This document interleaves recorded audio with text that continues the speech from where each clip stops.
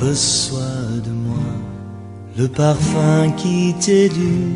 Bonjour chers frères et sœurs, bienvenue sur ce plateau des Zoé TV dans cette émission Parole de vie.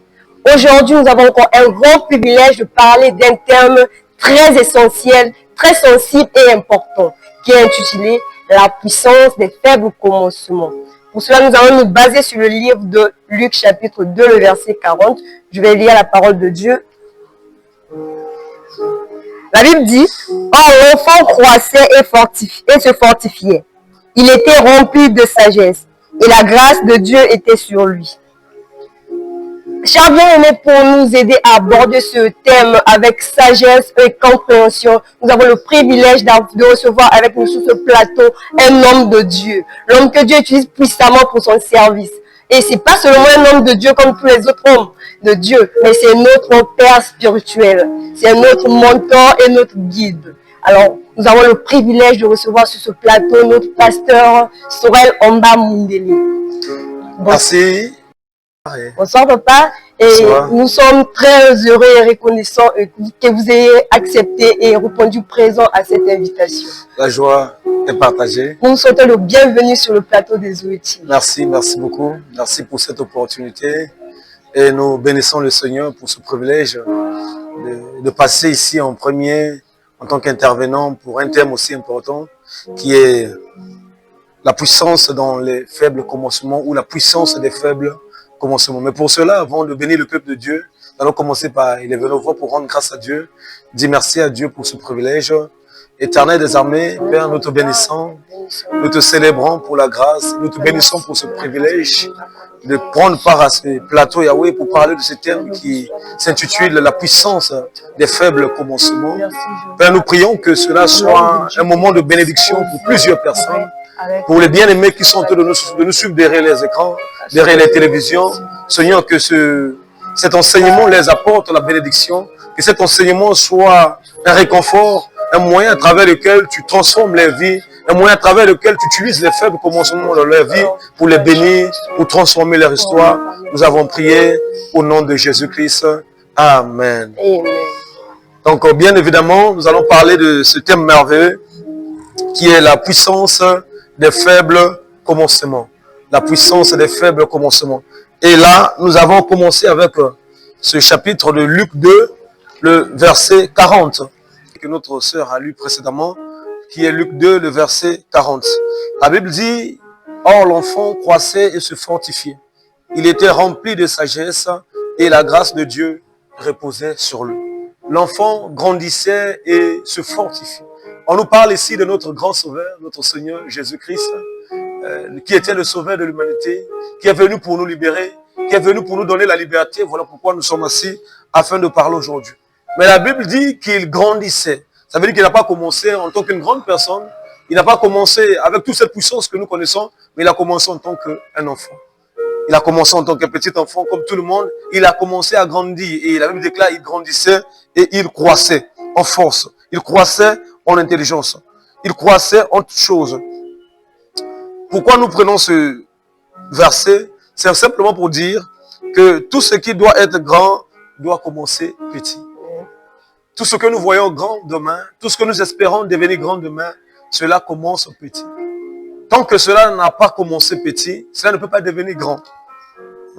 Peu importe la grandeur de ta vision, peu importe la grandeur des choses que tu veux faire dans la vie, il y aura toujours un point de départ. Et c'est ce point de départ que nous appelons par faible commencement.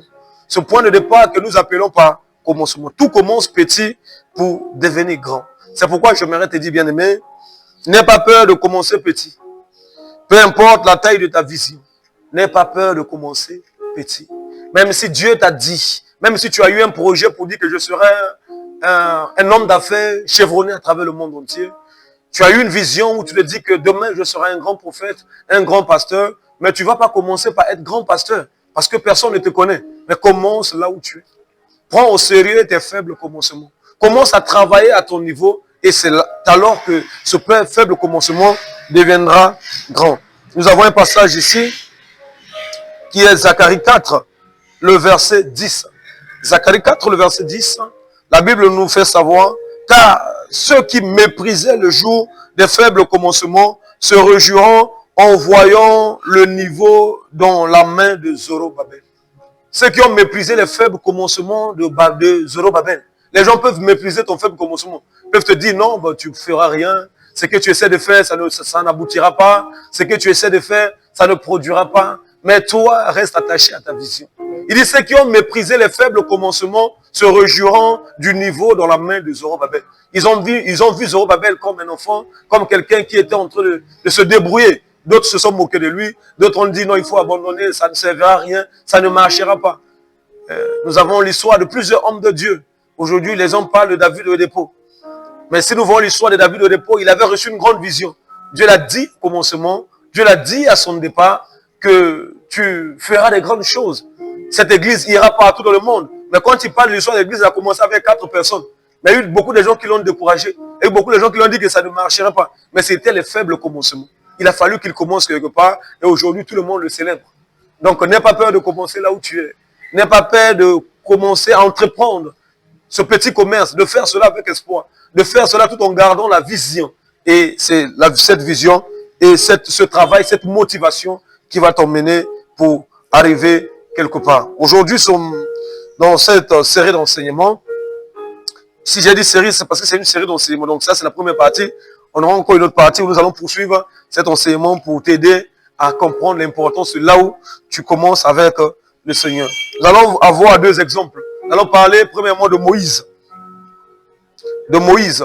Dans Genèse 3, le verset 1er.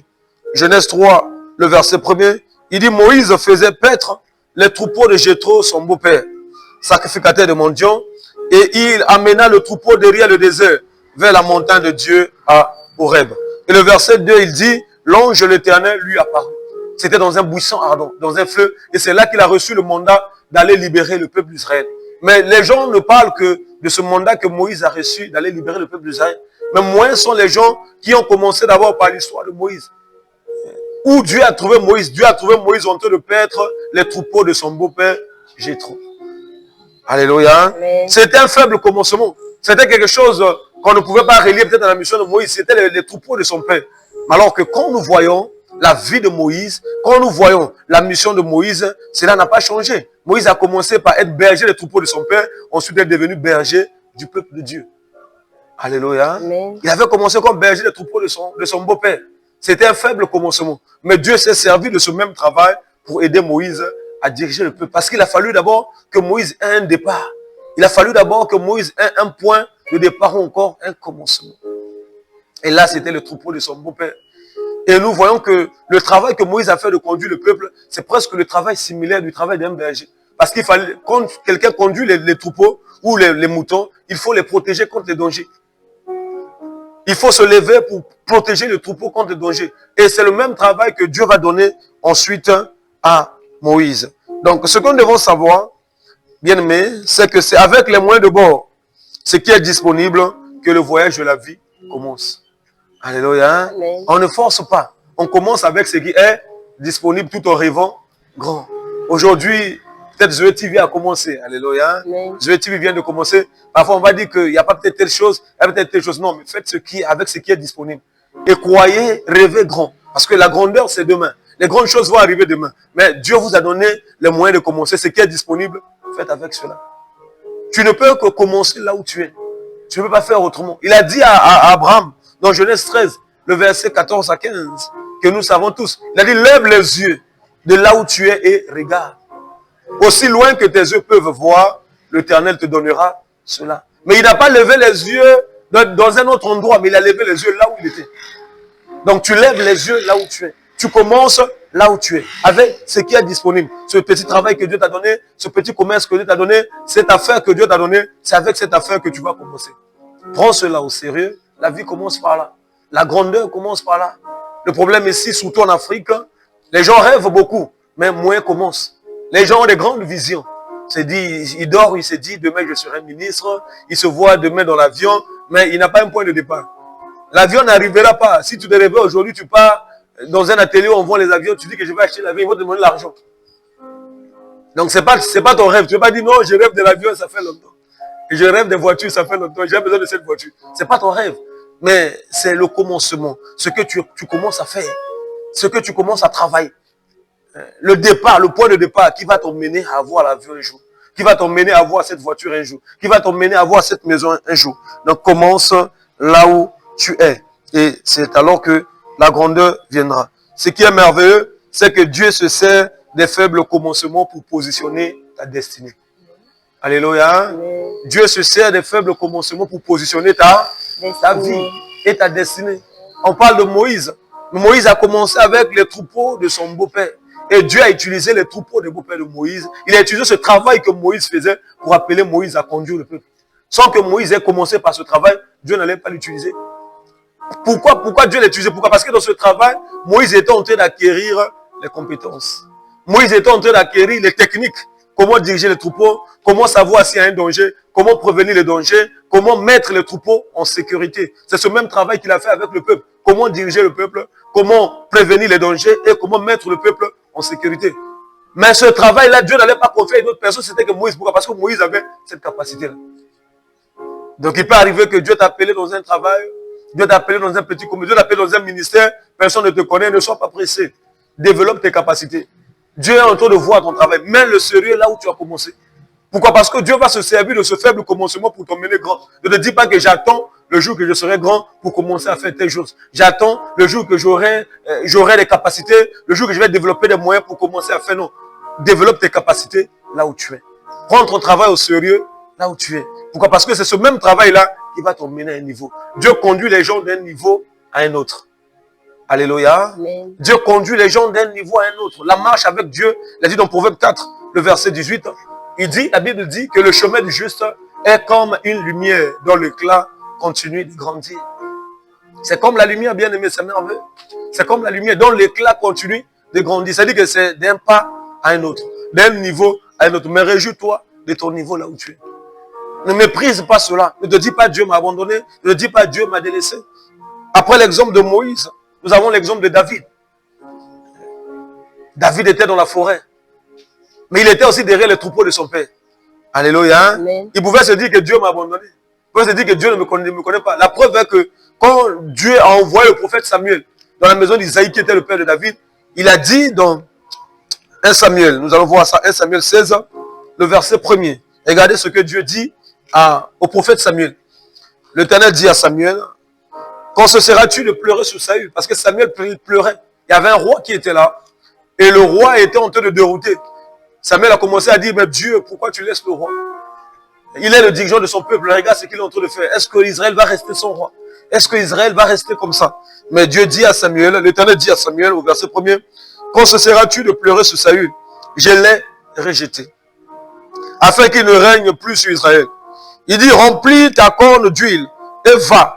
Je t'enverrai chez Isaïe, Béthélémite, car j'ai vu parmi ses fils celui que je désire pour roi. J'ai vu parmi ses fils celui que je désire pour roi. C'est Dieu qui a désiré David pour roi, mais même le père de David ne désirait pas que David soit le roi. Personne ne voyait David, mais David était dans la forêt. Et c'était ses faibles commencements. Pendant que ses frères étaient dans la ville, d'autres étaient dans l'armée, d'autres s'occupaient de travail, d'autres s'occupaient de réjouissances, David était derrière les troupeaux de son père. Il gardait les troupeaux de son père. Il conduisait les troupeaux de son père. Alors, pour lui, c'était un travail... bon, on ne va pas dire qu'il faisait ça pas de son cœur, parce que David faisait ce travail avec tout son cœur. Il a défendu les troupeaux de son père contre l'ours. Il a défendu les troupeaux de son père contre les lions. Ça veut dire qu'il les préservait. Alors que c'était qu'un faible commencement. Mais dans ce faible commencement se cachait l'agenda de Dieu. Dans ce faible commencement se cachait la destinée de David. Quand Dieu est venu, Dieu s'est servi de David qui conduisait les troupeaux de son père afin de conduire le peuple d'Israël. Afin de conduire les enfants d'Israël. Mais il a fallu une personne qui avait le cœur de David, qui pouvait faire face au lion, qui pouvait faire face à un ours pour diriger le peuple de Dieu. Parce que s'il prenait un homme faible de caractère, les combats allaient se lever. Les Philistins allaient attaquer. Les autres nations allaient attaquer. Mais comment faire pour défendre ce peuple? Il a fallu David. Et la preuve en est que quand il est arrivé devant Goliath, il s'est servi de ses anciens témoignages. Il s'est servi de ses faibles commencements. Alléluia. Amen. Il s'est servi de ses faibles commencements. Il a dit, le Dieu qui m'a délivré de la gueule de l'ours, de la gueule du lion. Le Dieu qui m'a délivré des pattes de l'ours, c'est aussi ce même Dieu qui va te livrer entre mes mains. Amen. Alléluia. Amen. C'est un faible commencement, mais c'est ce faible commencement que Dieu a utilisé pour transformer la vie de David. Donc ne méprise pas les faibles commencements. Tu as commencé aujourd'hui, prends cela au sérieux. Peu importe le travail que tu es en train de faire aujourd'hui, dans ce commerce qu'on t'a établi comme gérant, prends cela au sérieux. Un jour, Dieu va t'établir sur ton propre commerce, mais il va se servir des compétences que tu avais eu à acquérir quand tu étais gérant pour te donner ce qui est à toi. Alléluia. Amen. On t'a mis aujourd'hui, pasteur, tu travailles sous quelqu'un. Tu travailles sous le mandat de quelqu'un. Ne méprise pas ce travail-là. Ne dis pas non, c'est pas mon propre travail. J'attends le jour que Dieu va appeler mon propre ministère, alors que je vais prendre cela au sérieux. Non, tu te trompes. Développe tes capacités pendant que tu travailles pour autrui. Et c'est ces capacités-là que Dieu va utiliser pour te donner ton propre travail. Amen. Pour t'établir dans ta propre destinée. Amen. Alléluia. Amen. Donc ne méprise pas tes faibles commencements. Ne méprise pas ton petit travail. Ne méprise pas là où tu es. Ce que nous devons savoir, c'est que dans les faibles commencements, c'est un moment où nous bâtissons notre caractère. Dans les faibles commencements, on voit Moïse. Moïse a préservé le troupeau de son père contre les dangers. On voit David. David s'est battu contre le lion. Mais le problème, c'était quoi? C'était pas seulement un combat ordinaire, mais Dieu était en train de forger son caractère. Dieu était en train de lui donner un caractère ferme. Quand il est arrivé devant Goliath, il a dit, je vais affronter Goliath. Ses frères ont dit, non, tu es un enfant. Tu es seulement têtu. Qu'est-ce que tu vas aller faire là-bas? Tu vas te tuer. Mais eux, ils voyaient David comme un petit. Alors que pendant que David était en train de garder les troupeaux de son père, Isaïe, il était en train de bâtir son caractère. Il a affronté les lions. Et ce qui fait que Goliath ne pouvait plus le faire peur. Alléluia. Amen. Il a affronté l'ours dans la forêt. Ce qui fait que Goliath n'était rien devant lui. Il a fallu que son caractère soit transformé. Donc dans les faibles commencements, qu'est-ce que nous faisons? Nous bâtissons notre caractère. Qu'est-ce que nous faisons? Nous bâtissons notre comportement. Qu'est-ce que nous faisons dans les faibles commencements? Nous bâtissons notre attitude pour nous orienter vers notre destination glorieuse. Amen. Prends cela au sérieux. Un futur se prépare. Un futur ministre se prépare. Amen. Un futur président se prépare. Amen. Un futur député se prépare. Ça n'arrive pas comme ça. Mais forge ton caractère. Ce que tu veux devenir demain dépendra des choses que tu fais aujourd'hui. Alléluia. Amen. La destinée d'un roi n'est pas comme la destinée de tout le monde. Un enfant roi se forme. On va prendre les serviteurs de la maison de son père pour l'éduquer à devenir comme roi. Pour le forger à devenir comme roi. Le problème, c'est qu'il va trouver peut-être cela un travail pénible aujourd'hui. Il se dira dans sa tête, ah, je n'ai pas une vie à l'aise, je ne me défoule pas comme tout le monde, je ne fais pas ce que les autres font. Mais à la longue, il va voir que tout ce qui se faisait dans sa vie, cela était profitable pour sa destinée. Alléluia. Amen. Je me souviens, excusez-moi de parler beaucoup peut-être, d'aller dire que je parle beaucoup du docteur David Le Dépôt, mais c'est mon père. Donc je me souviens de son témoignage. Un jour, je l'ai entendu dire, il a dit que j'avais vu dans la parole de Dieu que j'étais un roi. Que Dieu nous a rachetés comme un royaume, des rois et des reines, des sacrificateurs afin de régner sur la terre. Et depuis ce jour-là, j'ai commencé à me réfléchir comme un roi. Il a dit que depuis ce jour, il a commencé à s'habiller comme un roi. Avant de porter un habit des sacrificateurs afin de régner sur la terre. Et depuis ce jour-là, j'ai commencé à me réfléchir comme un roi. Il a dit que depuis ce jour, il a commencé à s'habiller comme un roi. Avant de porter un habit, il se posait la question, est-ce qu'un roi peut s'habiller comme ça? Alléluia. Amen. S'il faut marcher, lui-même il se pose la question, est-ce qu'un roi peut marcher comme ça? Et s'il voit que ce n'est pas la démarche d'un roi, il marche comme un roi. S'il voit que ça, ce n'est pas le comportement d'un roi, il change de comportement. Mais quoi, il préparait sa destinée. Il se forgeait pour les choses qu'il avait vues. Donc ce que j'aimerais te dire à la fin, bien-aimé, sûrement tu as une grande vision, sûrement tu as un grand projet, mais laisse-moi te dire que toute vision commence maintenant. Toute grande destinée commence là où tu es. Ne dors pas à commencer à rêver que non, quand je serai, tu peux avoir un grand rêve, mais tant que tu n'as pas commencé, ce rêve n'arrivera pas. Alléluia. Amen. Tant que tu n'as pas débuté, ce rêve ne va pas se réaliser. Débute quelque part, même si c'est petit, commence là. Même si c'est avec une personne, commence là. Même si c'est avec 1000 francs, commence là. Et prends tes 1000 francs au sérieux.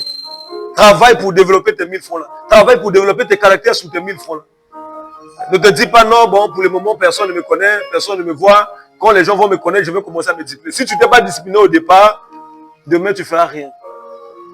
Comme j'aimerais te dire qu'on ne peut pas commencer une maison avec les tôles. Alléluia. Hein? On ne peut pas commencer une maison avec la toiture. On commence une maison avec la fondation. Et la fondation est très cruciale pour que la maison puisse durer. Si on a raté la fondation, on a raté toute la maison. Donc tu ne peux pas dire que je serai grand, c'est là que je vais forger ma vie. Non, commence d'abord à bâtir ton caractère pendant qu'il n'y a encore rien. Commence à forger ta vie, à forger ta nature pendant que c'est encore petit. Il s'agit là des fondations que tu es en train de poser. Il s'agit là des fondations que tu es en train de baser. Et c'est sur ces fondations-là que tu vas bâtir ta maison.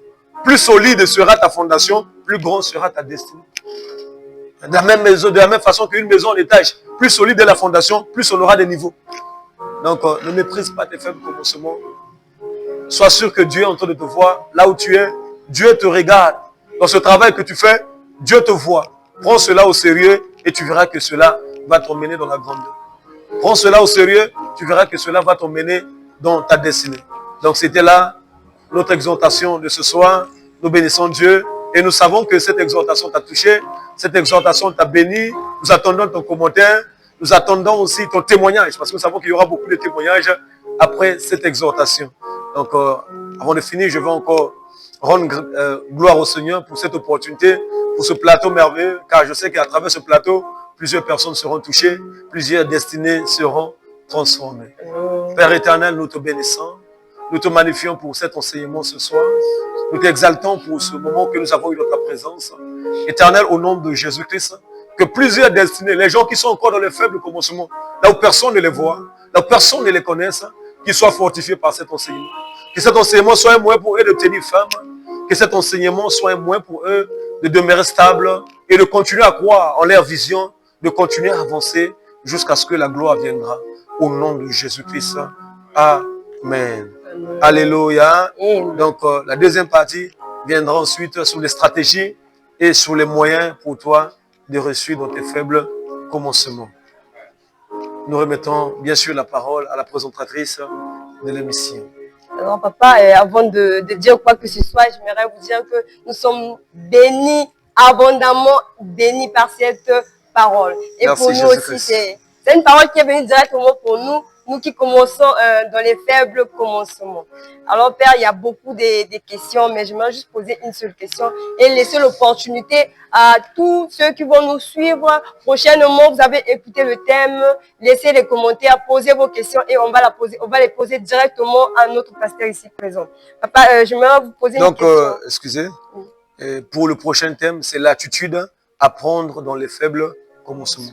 Comment tu peux t'organiser, quelle est ton attitude, comment être dans les faibles commencements. C'est la suite qu'on va parler. Alors, bien entendu, le thème, vous pouvez poser toutes vos questions, à l'exception d'aucune question. Alors, ce soir, j'ai juste une question pour nous, principalement pour nous, Zoé TV. Papa, on aimerait savoir quelle attitude devons-nous avoir lors de nos faibles commencements. L'attitude à avoir dans les faibles commencements, je suis sûr que la question a anticipé notre prochain thème. L'attitude à avoir dans les faibles commencements. Et on va juste répondre de manière brève. Donc, dans les faibles commencements, il y a toi et il y a ta vision. Ensuite, il y a Dieu qui a donné la vision. Donc, vous êtes à trois. Il y a toi, il y a ta vision, il y a Dieu. Et que l'attitude à prendre, c'est d'être focalisé sur ta vision. De ne pas voir ce qui se passe de gauche ou à droite. Parce que de gauche à droite, il y aura toutes les choses qui vont se passer. Quand nous voyons la vie de David, même ses frères ont essayé de le déstabiliser. Quand il est arrivé, son grand frère l'a appelé pour lui dire non, tu es toujours comme ça. Qu'est-ce que tu es venu faire ici là? On t'a laissé avec les troupeaux dans la forêt. Tu as abandonné les troupeaux, tu es venu ici pour laisser la nourriture. Tu n'es pas venu ici pour combattre, tu dois repartir. Donc c'était un moyen pour déstabiliser David. C'était un moyen pour essayer de lui dire que ça ne peut pas marcher. Tu peux rien. Même quand il est allé devant le roi Saül, Saül a essayé de le déstabiliser. Il a dit, mais tu ne peux pas aller combattre Goliath comme ça, c'est un géant. Tu dois prendre mon armure. Mais alors que David était concentré sur sa mission. David était concentré sur sa personne. Donc dans les faibles commencements, tu dois croire en tes potentiels. L'attitude d'apprendre, c'est de croire en ta vision. Sûrement, il y a une vision que Dieu t'a donnée. Sûrement, il y a une promesse que Dieu t'a faite. Mais personne ne va croire en cela plus que toi-même. N'attends pas que les encouragements viennent des autres personnes. N'attends pas que tu travailles à cause des encouragements ou des fortifications que les autres personnes te donnent. Mais fortifie-toi dans le Seigneur. Fortifie-toi dans ta vision. Fortifie-toi dans tes promesses. D'autres personnes viendront pour te dire non, ça ne va pas marcher. Non, ça ne va pas aboutir. Ça ne réussira pas. Mais laisse-moi te dire que si toi-même tu crois que ça va réussir, cette chose réussira. Amen. Si toi-même tu crois que ça va aboutir, cela va aboutir.